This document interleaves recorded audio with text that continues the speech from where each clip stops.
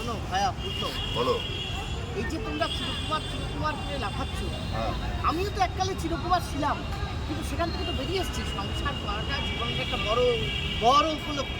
সংসার করো, বিয়ে থা করো। না না, এইসব বড় উপলক্ষে বুঝি না। তোমার যদি সংসার করতে হয় তুমি বাবা করো, আমাকে এর মধ্যে টেনো না, আমি এসবের জন্য নেব। দেখো, আমি সংসার করে কি কি উপকার পেয়েছি বলি। বাবা, সেই একই। একটি পত্নী পেয়েছি, 3টি শালিকা পেয়েছি, এগুলো তো তোমরা পাবে না। তুমি একটা পত্নী পেয়েছো, 3জন শালি পেয়েছো, যাও বাবা তাদের সাথে থাকো। আমাকে কেন এখানে তুমি বলতে এসেছো? আমার দরকার নেই, আমি একা থাকতে চাই, আমার একা থাকতে ভালো লাগে। আমার দেশের জন্য কিছু একটা করার ইচ্ছে রয়েছে। আমি ওই সব সংসারে ওই মায়ার তালে জড়াতে পারবো না।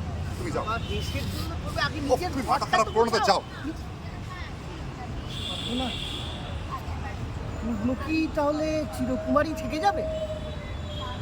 জানতে গেলে দেখতে হবে বং ক্রনিকলস চ্যানেলের চিরকুমার সভা। আমি থাকছি অক্ষয় কুমার মুখোপাধ্যায়ের চরিত্রে। আপনারা দেখবেন তো?